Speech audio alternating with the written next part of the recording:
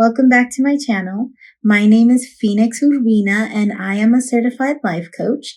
And today I'm going to be sharing with you 7 lies that we tell ourselves that hold us back from our fullest potential. It may sound silly, but we lie to ourselves all the time. Just because we think a thought doesn't mean that it is true. And so today I'm going to give you 7 examples of how we do this so that you can begin to analyze your thoughts and ask yourself, are these things keeping me back in life? These are in no particular order. Number 1 on my list is, if I had more time, I would do blank. So if I had more time, I would exercise. If I had more time, I would hang out with you. If I had more time, I would cook healthier meals. This tends to be a lie that we tell ourselves because when we want to do something, we make time for it. Time is actually an illusion, and so when we have our priorities set on things that matter to us, we get those things done. So ask yourself, why do I say this? Why do I say, if I had more time, I would do this? And what is the root here? Is it that I actually don't want to do this and I'm just using that as an excuse? Is it that I'm not prioritizing because I really do want to do this and I just feel like I'm blaming this on the time? So think about how that thought has held you back in life. Number 2 is, he or she doesn't care about me, or he or she doesn't love me.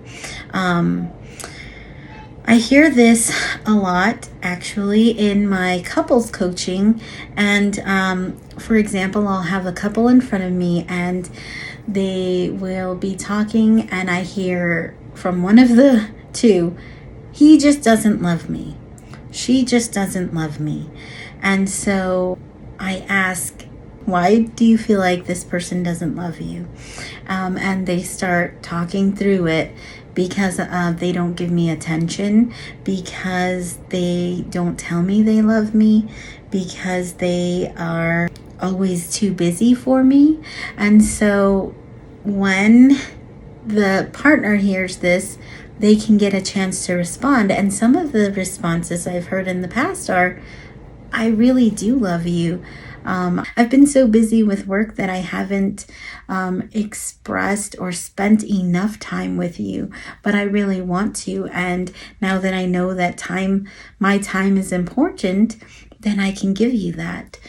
This thought is not exclusive to romantic relationships. I've heard plenty of times from my teenagers that my mom just doesn't love me. My dad doesn't care for me. And so we talk about things, and sometimes I'll say, so I know your mom brought you here because she wants you to get help. I know your mom takes you to school and cooks for you and cleans for you. So it's clear that she does things to let you know that she loves you. Why is it that you feel like she's not loving you? And it'll be along the lines of, well, she's always angry with me because I'm late to school. I drink with my friends. I don't come home on time. And so sometimes we think that somebody doesn't love us, but they do love us. And sometimes, especially with our parents, they're giving us tough love.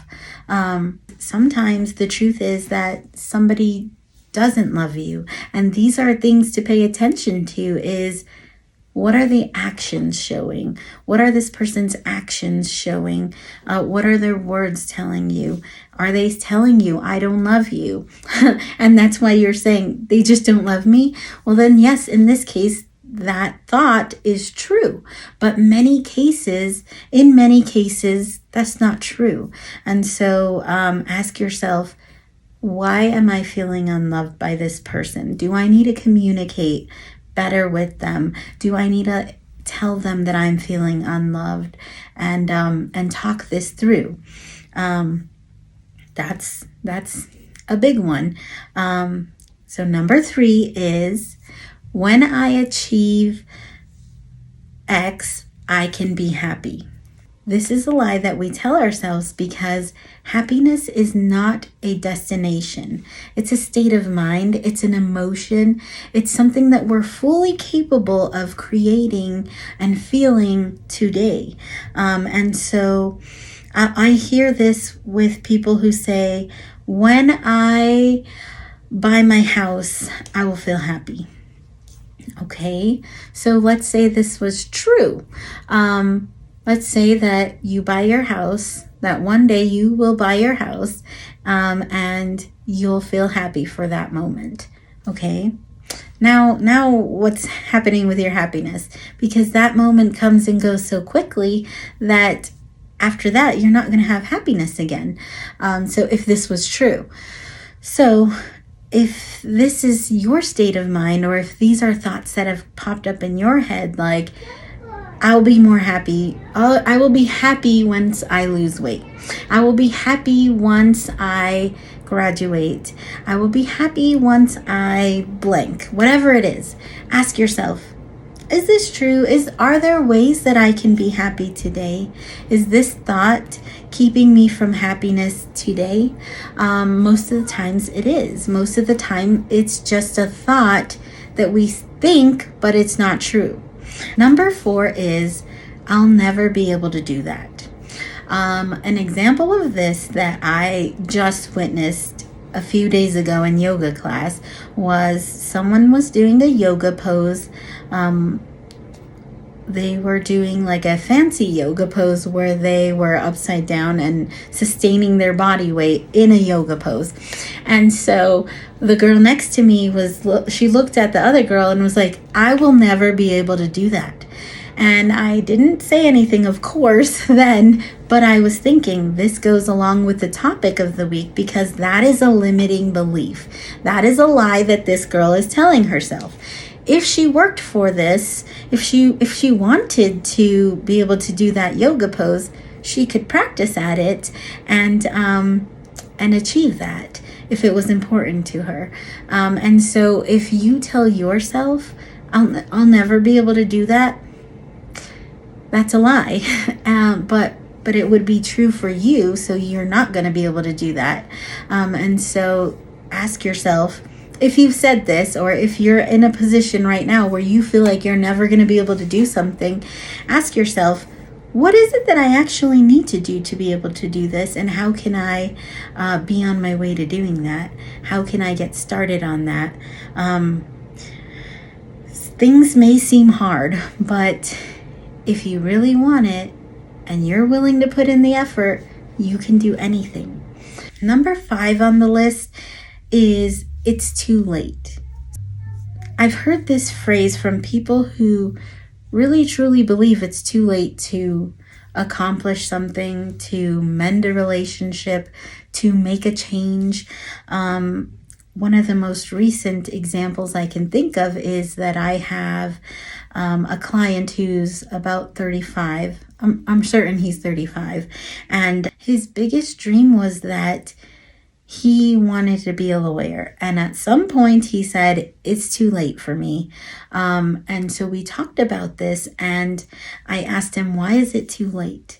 And he said, well, because I'm 35 and it takes 10 years, 8 to 10 years to become a lawyer. And I just feel like it's too late. Is that thought helpful and in helping him become or live out his dream of becoming a lawyer, or is it hindering him? Because in 10 years he's still going to be 45. Is he going to be a lawyer in 10 years, or is he still going to be a car sales guy in 10 years? That thought, the thought that it's too late, is deceiving. It's a negative thought. It's deceiving, but he believed it, and that would have kept him from applying for school, which he did, and he's now in school on his way to becoming a lawyer. That was just such a great example, because it shows that when you believe things that are lies, or when your thoughts are limiting, they keep you from your dreams. They keep you from your highest potential. So Number 6 is I'm not blank enough. I'm not smart enough. I'm not qualified enough. I'm not pretty enough. I'm not strong enough. I am not good enough. These are lies that we tell ourselves all the time. One of the examples that I have of this is, say you want to apply for a job. You see the list of requirements and you tell yourself, I'm not educated enough. I'm not qualified enough. I'm not good enough for this job. Is this true? You might meet all the requirements, but these thoughts that sometimes arise in fear, or in fear of rejection, or in fear of failure, can get the best of us, which actually does prevent us from applying and getting something that would be perfect for us, or that we would be perfect for. And so if you tell yourself, I'm not qualified enough, I'm not educated enough, well, that might not be true. You actually might be the perfect person for that job, or for that position, or for whatever it is that you feel like you're not good enough for. The number 7 and final lie that we tell ourselves on my list is, that's just who I am. And so this phrase of that's just who I am is limiting us from becoming our best self or living to our highest potential, because this tells us or this is displaying that we're unwilling to change, we're unwilling to get out of our comfort zone to become a better person. I hear this sometimes in couples coaching when I'm working with two people and a person will say, my spouse is really explosive and impatient, and they tend to hurt my feelings when they explode, and they are not very patient with our children. And so the spouse will say, well, that's just who I am, and you knew that when you married me. So when they say this, this is where I come in and ask the questions that are along the lines of, well, is this true? Is this really who you just are? Or is this an excuse that you're using to continue to hurt people around you? Or is this an excuse to not change or not put any effort in for growth? And so if this is a phrase that you use, ask yourself, is this really just who I am? Or is it that I'm unwilling to change? Or is it that I use this as an excuse to hurt people around me, or to continue behaviors that I know are not healthy? That was the top 7 lies that we tell ourselves that I came up with as an example for you, but there are so many more lies that we tell ourselves and limiting beliefs that we believe that are untrue. And so the better that you get at asking yourself tough questions and really analyzing your thoughts, the more you'll be able to distinguish what's true and what's not true.